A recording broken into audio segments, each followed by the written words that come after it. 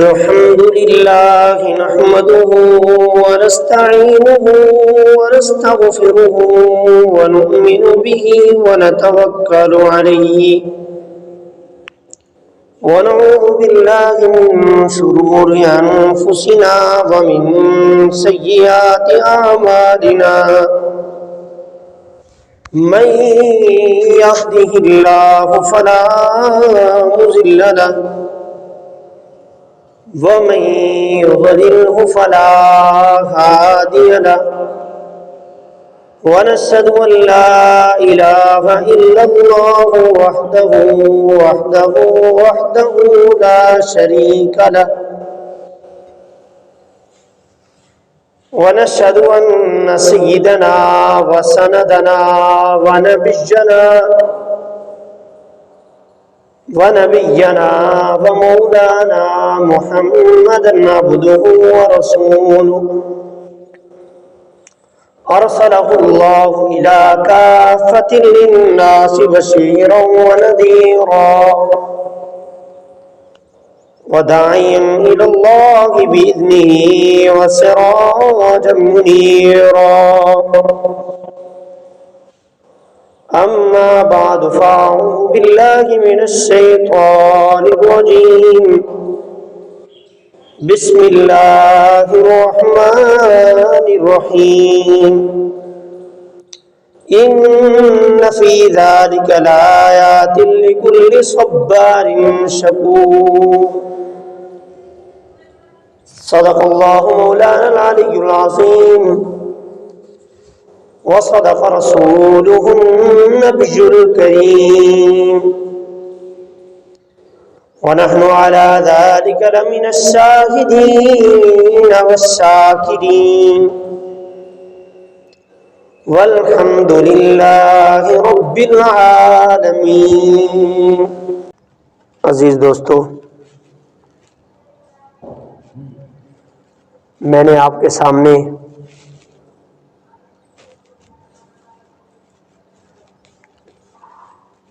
قرآن کریم سے جو حصہ تلاوت کیا ہے، یہ آیت مبارکہ کا ایک جملہ ہے، ایک جز ہے، ایک حصہ ہے. اس کو اللہ رب العزت نے تتمہ کے طور پر بیان فرمایا ہے.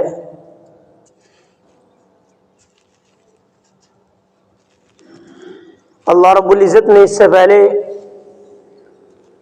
اپنی قدرت کی نشانیاں بیان فرمائیں اور پھر اس کے بعد اس کو بیان فرمایا. اور قدرت کی جو نشانیاں اللہ رب العزت نے بیان فرمائی تو اس سے نفع حاصل کرنے کی دو شرطیں بیان کی. میری قدرت کی نشانیوں سے نفع کون شخص حاصل کرے گا؟ تو اس کے لیے دو صفات بیان فرما دی، دو شرطیں بیان فرما دی کہ جس شخص کے اندر یہ دو چیزیں ہوں گی تو وہ میری قدرت سے، میری قدرت کی نشانیوں سے انتفاع حاصل کرے گا، نفع حاصل کرے گا. فرمایا ان فی ذلک لآیات لکل صبار شکور. پہلی جو نشانی بیان فرمایا وہ صبر کرنے والا اور دوسری شکر کرنے والا. جس بندے کے اندر صبر اور شکر یہ دو چیزیں پیدا ہو جائیں تو وہ صحیح معنی کے اندر اللہ رب العزت کی قدرت سے نفع حاصل کر سکتا ہے. تو ہمارے اندر یہ دو چیزیں ایسی ہیں کہ جو دنیا داروں کی تو الگ مثال ہے، جو دیندار ہیں ان کے اندر بھی کمی ہے کہ جب اللہ رب العزت کی طرف سے کوئی نعمت ملتی ہے تو اس وقت اللہ رب العزت کو بھول جاتے ہیں، اور جب کوئی مصیبت آتی ہے تو اس وقت پھر گلے شکوے کرنے لگ جاتے ہیں. یہ دنیا دار تو ہیں، چلو ان کی الگ ایک بات ہے، لیکن جو دیندار اپنے آپ کو کہنے والے ان کی حالت بھی یہی ہے. سارا دن اللہ رب العزت کی نعمتیں استعمال کرتے ہیں لیکن کبھی بھی ایک لفظ الحمدللہ کا زبان سے نہیں نکلتا. اور اللہ رب العزت نے یہ جو صبر اور شکر بیان فرمایا، اس کا ہم نے یہ سمجھ رکھا ہے کہ صبر کو ہم نے موت کے ساتھ جوڑ رکھا ہے اور شکر کو خاص نعمت کے ساتھ جوڑ رکھا ہوتا ہے۔ حالانکہ ایسی بات نہیں، صبر جو ہے، جو بات ہمیں ناگوار گزرتی ہے اس پر صبر ہوتا ہے، اور جو بات ناگوار نہ ہو اس پر شکر ہوتا ہے۔ اور اس کو اس طرح بھی بیان کیا جا سکتا ہے کہ جو کام ہماری مرضی کے موافق ہو جائے تو وہ ہمارے لیے نعمت ہے، اس پر شکر بنتا ہے، اور جو ہماری مرضی کے خلاف ہو اس کو مصیبت کہیں گے، اس پر صبر کرنا بنتا ہے۔ تو اس کے اندر کسی خاص امر کی قید نہیں ہے، بلکہ جو امر بھی ہو۔ تو صبر کے اندر دیکھتے ہیں ہم، صبر کے اندر صرف یہ نہیں کہ جب کوئی کسی کو موت واقع ہو جائے تو اس پر ہم صبر کریں، بس اس کے علاوہ کوئی صبر کا درجہ نہیں، بلکہ جو بھی ہمیں امر ناگوار گزرے تو اس وقت ہم جزا فضا کرنے کے بجائے، رونے اور پٹنے کے بجائے اللہ رب العزت کے احکامات کی طرف توجہ کریں کہ اب اللہ رب العزت کا ہمارے لیے کیا حکم ہے۔ تو اللہ رب العزت کا حکم ہے کہ اس پر صبر کیا جائے، اور جب ہمیں کوئی نعمت ملے تو ایک درجہ تو اس کا یہ کہ انسان جس کے پاس نعمت آئے وہ اترانے لگے، اس کو اپنی محنت قرار دینے لگے، اپنی محنت قرار دینے لگے اور کہنے لگے یہ تو میری محنت کے ساتھ یہ سارا کچھ ہوا، میرے پاس جتنا بھی کچھ ہے یہ سارا میری محنت کے ذریعے سے، تو یہ ناشکری ہو جاتی۔ لیکن جب انسان کے پاس اتنے نعمتیں آ جائیں پھر وہ ان کو اللہ رب العزت کی طرف منسوب کرے تو پھر اس کا صحیح معنی کے اندر شکر ادا ہوتا ہے۔ اور شکر اور صبر جو ہے یہ صرف زبان کے ساتھ ان کا تعلق نہیں ہے، بلکہ اعمال کے ساتھ بھی ان کا تعلق ہے، اعضاء کے ساتھ بھی ان کا تعلق ہے۔ مثلا کہ ایک بندے کے پاس اتنی نعمتیں ہیں، وہ صرف الحمدللہ کہہ دے تو شکر ادا ہو گیا، نہیں، بلکہ اس کے اعضاء پر بھی شکر کا اثر نمایاں ہونا چاہیے۔ کسی نعمت کا شکر یہ ہے کہ اس کی اب زندگی بدل جائے، اس کا رہن سہن بدل جائے، اس کا طور طریقہ بدل جائے کہ اللہ رب العزت نے مجھ پر اتنے انعامات کر دیے، اب تو اللہ رب العزت کا شکر بنتا ہے۔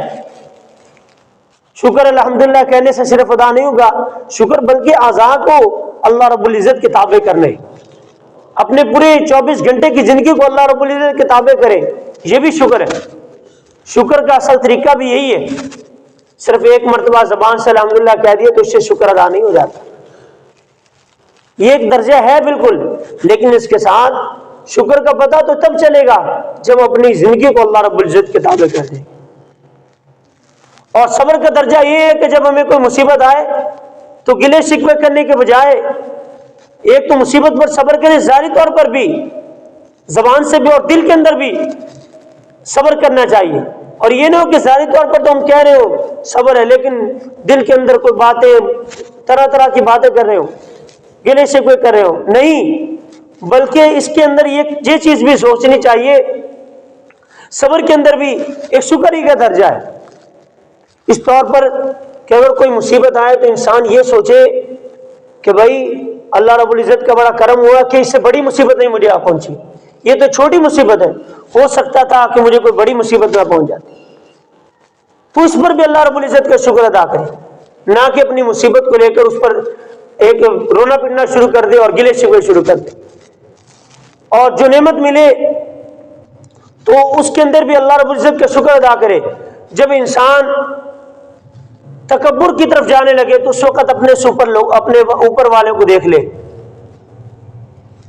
کہ مجھ سے پتہ نہیں کتنے کتنے بڑے تھے، قارون، فرعون، حامان، کتنا پیسہ تھا ان کے پاس، کتنا مال و دولت تھی، کتنی شہرت تھی ان کی، میں تو ان کے مقابلے کے اندر کچھ بھی نہیں ہوں۔ جب انسان یہ سوچے گا کہ ان کے پاس اتنی دولت تھی، اتنا پیسہ تھا، لیکن پھر بھی وہ دنیا کے اندر ناکام ہوئے، آخرت کے اندر ناکام ہوئے، تو میرے پاس جو تھوڑا بہت پیسہ ہے تو تو اس پر اترانے کا تو فائدہ نہیں ہے. جب اتنی دولت والے ناکام ہو گئے اترا کر تو میں غرور کر کے میں بھی ناکام ہو جاؤں گا. اور اگر اس پر صبر کرنا چاہے, دیکھیں کہ بھئی مجھ سے بہت ساری دولت ہے, میرے سے اوپر والے لوگ ہیں, ان کی طرف اس طور پر دیکھے کہ میرے پاس پیسہ کم ہے ان کے پاس زیادہ ہے, تو کہنے لگے کہ میرے پاس کیا پیسہ ہے, کچھ بھی نہیں ہے, اور اس پر ناشکری کرنے لگے, تو اس وقت ہمارے لیے کیا حکم ہوگا؟ اپنے سے نچلے درجہ والوں کو دیکھے کہ بھئی میرے پاس تو اتنی نعمتیں ہیں, مجھ سے کم درجہ والے وہ لوگ بھی موجود ہیں جن کو 2 وقت کے لیے کھانا ہی میسر نہیں ہے.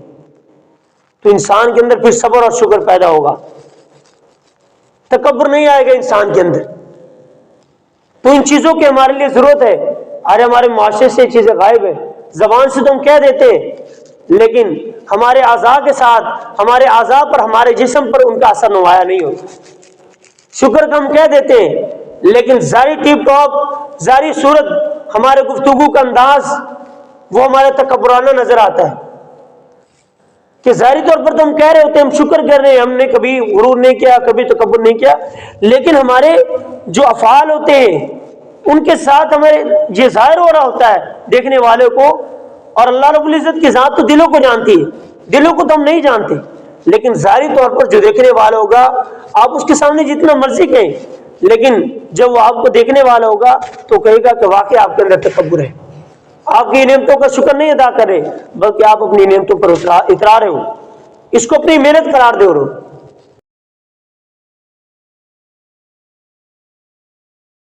اچھی بات کو اللہ رب العزت کی طرف منسوب کرنا چاہیے اور بری بات کو اپنی طرف منسوب کرنا چاہیے.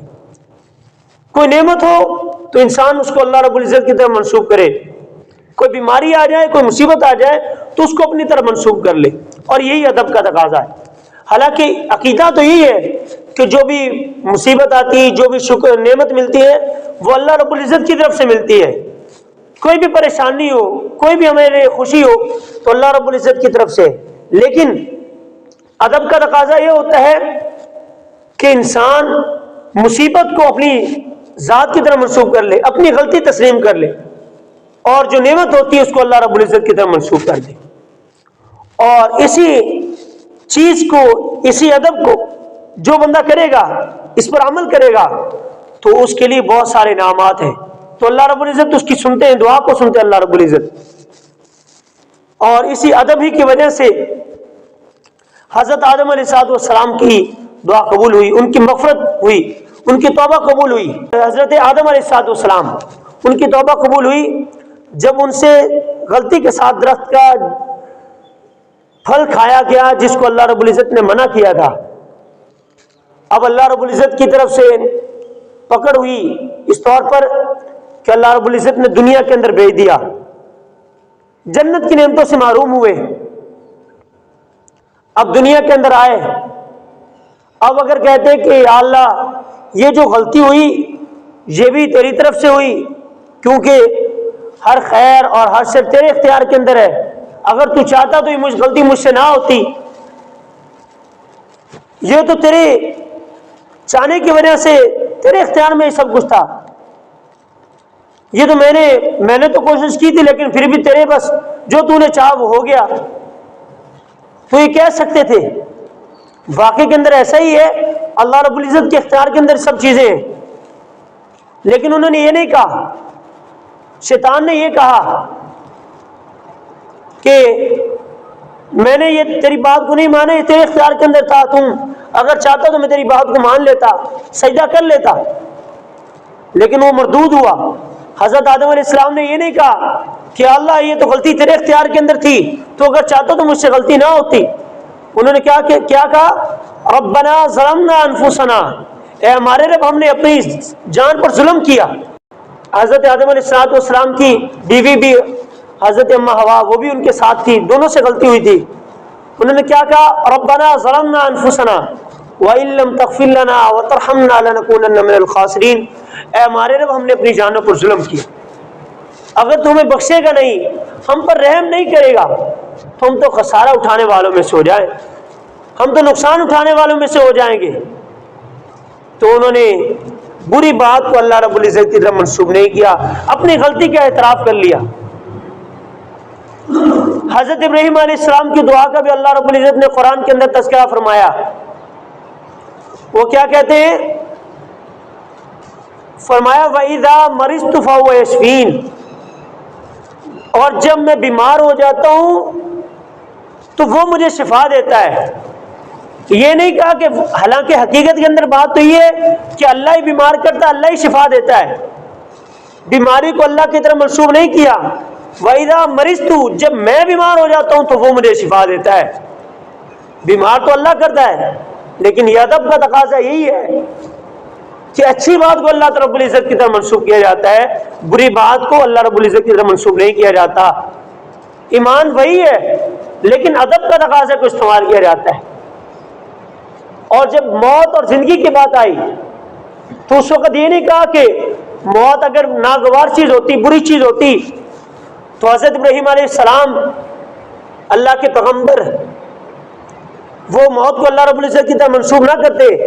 انہوں نے کہا، کیا کہا؟ والذی یمیتنی ثم یحیین، وہی مجھے موت دے گا اور پھر وہی مجھے زندہ کرے گا. اللہ رب العزت ہی زندگی دیتا ہے، اللہ رب العزت ہی موت دیتا ہے. تو موت کوئی بری چیز نہیں. اگر بری چیز ہوتی، جس طرح بخار ایک بیماری ایک بری چیز تھی، تو حضرت ابراہیم علیہ السلام نے اس کو اپنی ذات کی طرف منسوب کیا کہ میں اپنی غلطی کی وجہ سے بیمار ہو جاتا ہوں اور وہ مجھے شفا دیتا ہے. موت کے بارے میں کہنے لگے کہ وہی مارتا ہے اور وہی جلاتا ہے، وہی زندگی دیتا ہے اور وہی موت دیتا ہے. کیونکہ موت جو ہے، حضور صلی اللہ علیہ وسلم نے فرمایا الموت تحفۃ المؤمن، موت مومن کے لیے تحفہ ہے. تو ایک عام مومن کے لیے جب یہ تحفہ ہے تو پھر حضرت ابراہیم علیہ السلام کی ہستی کا کیا مقام ہے، ان کا کیا مرتبہ ہے، تو ان کے لیے بھی یہ تحفہ ہوگا. تو موت کو انہوں نے اسی وجہ سے اللہ رب العزت کی ذات کی طرف ہی منسوب کیا کہ وہی موت دیتا ہے. اور آپ کہیں کہ موت مومن کے لیے تحفہ ہے، تو جو گناہ گار مسلمان ہیں، مومن جو گناہ گار ہیں، ان کا بھی انتقال ہوگا، وہ بھی مریں گے جب، تو ان کے لیے عذاب بھی ہے، کیونکہ انہوں نے اپنی زندگی کو صحیح معنی کے اندر اللہ رب العزت کے احکامات اور رسول اللہ علیہ وسلم کے طریقوں کے مطابق نہیں گزارا ہوگا.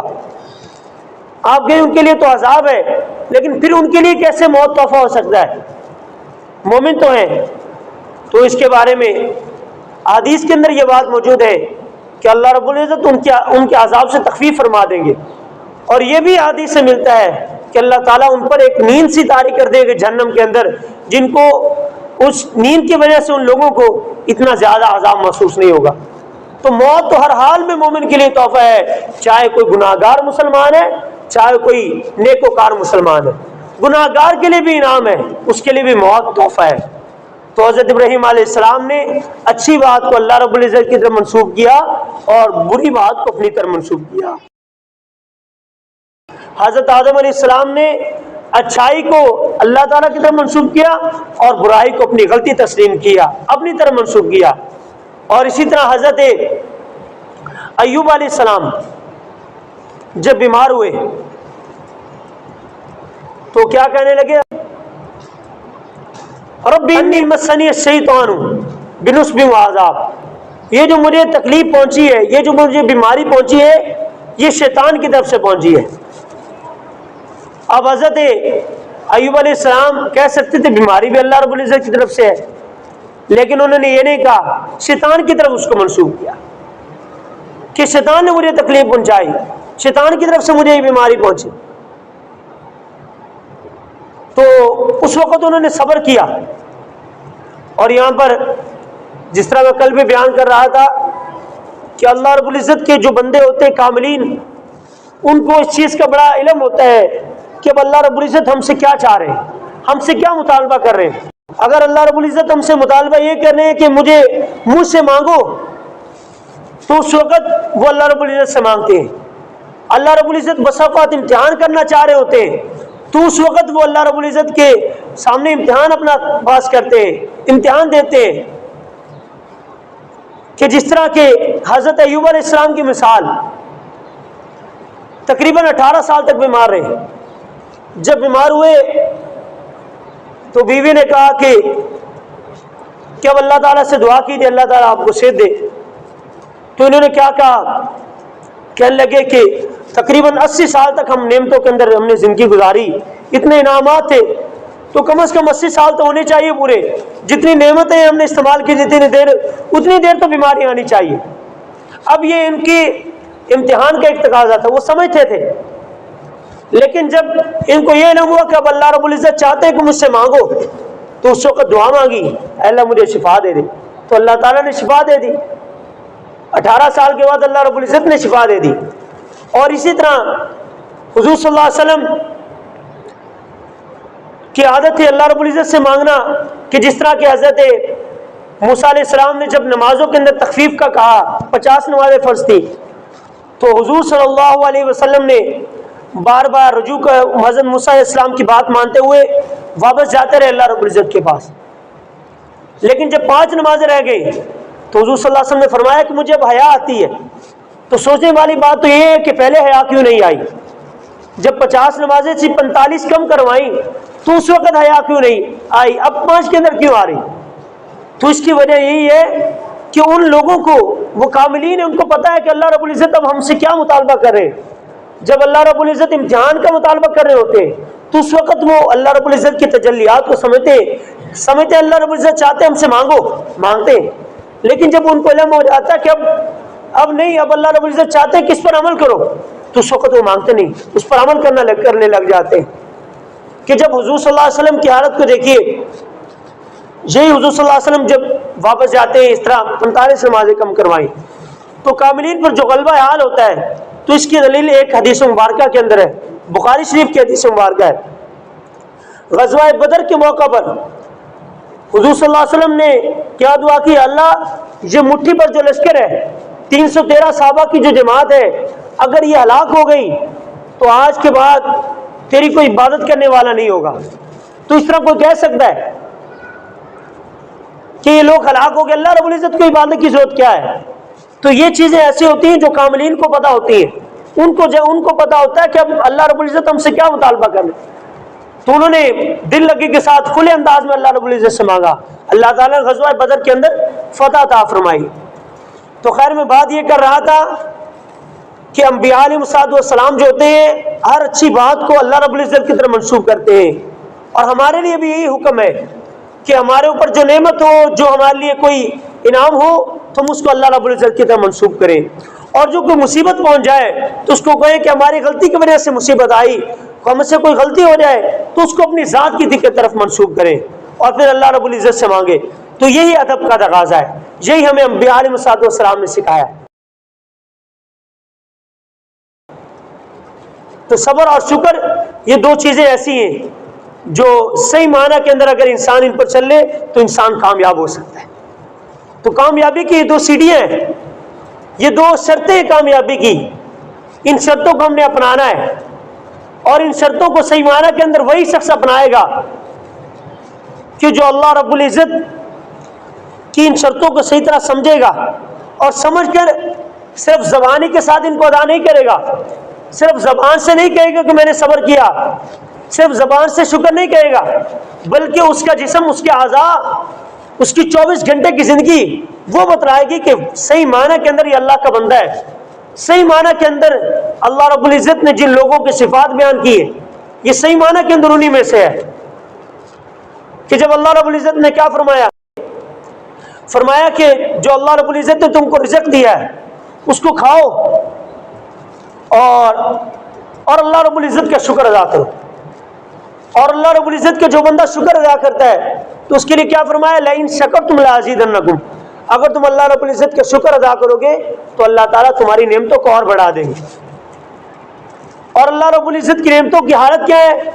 فرمایا کہ وَإِن تَعُدُّوا نِعْمَتَ اللَّهِ لَا تُحْصُوهَا، اگر تم اللہ تعالیٰ کی نعمتوں کو شمار کرنا چاہو تو تم شمار نہیں کر سکتے۔ تو ہمارے اوپر جو مصیبت آ جائے تو ہم اس کو مصیبت کو نظر انداز کرتے ہوئے ہم اللہ رب العزت کی نعمتوں کی طرف توجہ کر لیں، تاکہ ہم اللہ رب العزت کے صحیح معنی کے اندر شکر گزار بندے بن سکیں۔ انبیاء علیہ السلام سے یہ سیکھیں۔ حضرت یوسف علیہ السلام کی مصیبتوں کو دیکھیے کہ بچپن ہی کے اندر بھائیوں نے کنویں کے اندر ڈال دی، پھر وہاں سے نکال کر قافلہ والوں نے بھیج دیا، منڈیاں لگی ان کی، پھر وہاں سے غلام بننا پڑا، یہ سب مصیبتیں پریشانیاں ہیں. پھر وہاں سے جو غلام بننا پڑا, پھر یہ مصیبت آتی ہے بادشاہ کے غلام, پھر بادشاہ کی بیوی عاشق ہو گئی, اور اتنی بڑی مصیبت کہ گناہ کی دعوت دی اپنی طرف, گناہ کی دعوت دی. اور پھر اس وقت, وہ وقت کیا ہے گناہ کی دعوت دے رہی, جب دروازے بند کرے, دروازوں کو تالے لگائے ہوئے, اندر بند ہیں. اب کتنی بڑی مصیبت, کتنی بڑی پریشانی. تو وہاں پر وہ اگر کھڑے رہتے اور کہتے ہمارا کوئی, ہم جیسا کوئی ہوتا, کہتے ہم تو مجبور ہو گئے, اب کیا کر سکتے تھے. لیکن انہوں نے یہ نہیں کہا, بلکہ وہ دروازوں کی طرف بھاگے. انہوں نے کوشش کی اس وقت, تو اللہ رب العزت نے دروازے کھول دیے. جب انسان مصیبت کے اندر, پریشانی کے اندر اللہ رب العزت کو یاد کرتا ہے اور اپنی مصیبت سے نکلنے کی کوشش کرتا ہے, اللہ رب العزت کی طرف بھاگتا ہے, صحیح معنی کے اندر اخلاص نیت کے ساتھ, دل بھی صاف ہوتا ہے, تو اس کے لیے اللہ رب العزت نکلنے کا راستہ پیدا فرما دیتے ہیں. اور اللہ رب العزت قرآن کے اندر بھی بیان فرماتے ہیں, اور یہی چیز تقویٰ ہے. تقویٰ بھی یہی ہے, فرمایا وَمَن يَتَّقِ اللَّهَ يَجْعَل لَّهُ مَخْرَجًا, جو اللہ سے ڈرتا ہے, تقویٰ اختیار کرتا ہے, تو اللہ تعالیٰ مصیبت میں اس کے لیے نکلنے کا راستہ پیدا فرما دیتے. وَيَرْزُقُهُ مِنْ حَيْثُ لَا يَحْتَسِبُ, اور اس کو ایسی جگہ سے رزق عطا فرماتے ہیں کہ اس کا وہم و گمان بھی نہیں ہوتا ہے, اس کا خیال ہی نہیں ہوتا کہ مجھے یہاں سے رزق مل جائے گا. تو حضرت یوسف علیہ السلام نے اس وقت کوشش کی, تو اللہ رب العزت نے آسانی پیدا فرمائی. پھر اس کے بعد پھر مصیبت آ گئی, پھر مصیبت آ گئی کہ پھر اس زلیخا نے حضرت یوسف علیہ السلام کو جیل کے اندر بھجوا دیا. پھر جیل کی مصیبت, اور پھر اللہ رب العزت نے, ان کے باپ نے ادھر صبر کیا, یہ ادھر صبر کرے اپنی مصیبتوں پر, ادھر باپ ان کی جدائی کے اندر صبر کرے. حضرت یعقوب علیہ السلام وہ اپنی بیٹے کی جدائی کے اندر صبر کرے. پہلے ایک بیٹے کی پریشانی, پھر ان کا جب دوسرا بیٹا ان کے پاس آیا تو پھر پریشانی. تو انہوں نے کہا کہ فصبر جمیل, صبر ہی بہتر چیز ہے. واللہ المستعان علی ما تصفون, اللہ رب العزت سے مدد چاہیے. تو مصیبت کے اندر انسان کو اللہ رب العزت کے ساتھ ہی مدد چاہنی چاہیے, مدد مانگنی چاہیے اللہ رب العزت سے. اور اہل ایمان کی صفات بھی اللہ رب العزت نے قرآن کے اندر یہی بیان فرمائی. فرمایا یا ایھا الذین آمنوا استعینوا بالصبر والصلاۃ, اہل ایمان اللہ رب العزت سے مدد چاہو صبر اور نماز کے ساتھ. تو اہل ایمان کی صفات, انبیاء کا طور و طریقہ یہی ہے کہ انہوں نے صبر اختیار کیا مصیبت کے اندر. جب ان پر نعمتیں آئی ہیں تو اس پر اللہ رب العزت کا شکر ادا کیا. اور پھر یہ سب چیزیں جب ان کو ملی, پھر اللہ رب العزت نے باپ بیٹے کو ملا دیا, پھر بھائیوں کے ساتھ ملے, تو اس وقت ان بھائیوں کے فعل کو ان کی طرف بھی منسوب نہیں کیا, چھوڑ دیا. فرمایا تم کو شیطان نے پھنسا دیا تھا, تم شیطان کے دھوکے کے اندر آ کر تم نے یہ سب کام کر دیا, میرے ساتھ زیادتی کی, شیطان کے دھوکے کے اندر آ کر کی. اور پھر ان کو معاف بھی کر دیا, لا تصریب علیکم الجوم, میں آج کے بعد تمہارے اوپر کوئی الزام نہیں, اللہ رب العزت سے بس معافی مانگ لو. اور یہی جو جملہ ہے, جب فتح مکہ کے موقع پر حضور صلی اللہ علیہ وسلم تشریف لائے تو اونٹنی پر سوار تھے. حضرت انس بیان فرماتے حضور کی گردن جھکی ہوئی تھی.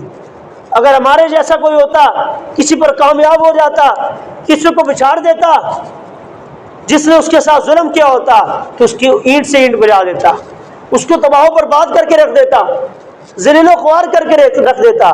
لیکن حضور صلی اللہ علیہ وسلم کی حالت دیکھیے, آنکھوں سے آنسو جاری ہیں, سر جھکا ہوا ہے, اور حضور صلی اللہ علیہ وسلم کی زبان پر کیا جاری ہے, لا تصریب علیکم الجوم, آج کے دن پر تم پر کوئی الزام نہیں, سب کو معاف فرما دیا. تو انبیاء علیہ السلام سے ہم نے سیکھنا ہے. اللہ رب العزت نے انبیاء علیہ السلام کو جو حکم فرمایا انہوں نے کر کے دکھلایا. آج ہمارے سامنے ان کی زندگیاں ہیں.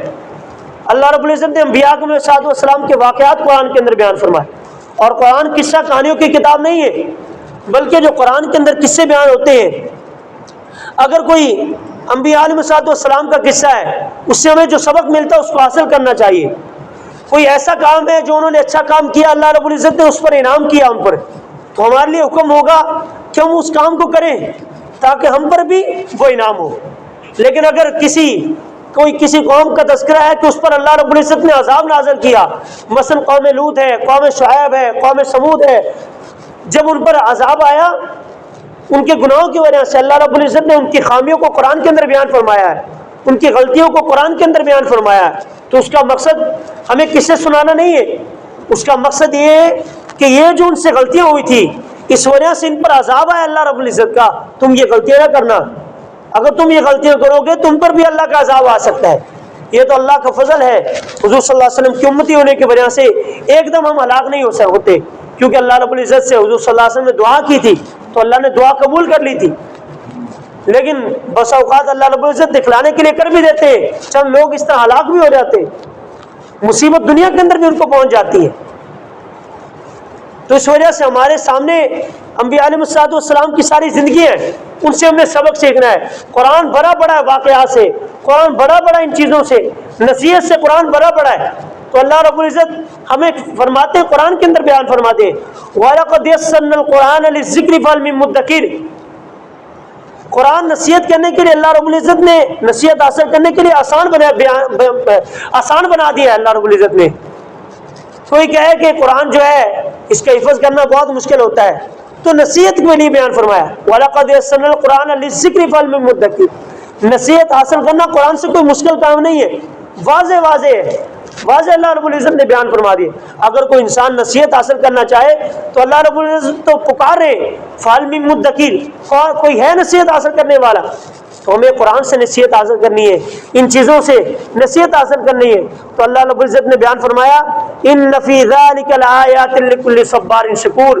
اللہ رب العزت کی قدرت کو، اللہ رب العزت کی قدرت سے، اللہ رب العزت کی قدرت کی نشانیوں سے وہی شخص نفع حاصل کرتا ہے جو صبر اور شکر کرنے والا ہو.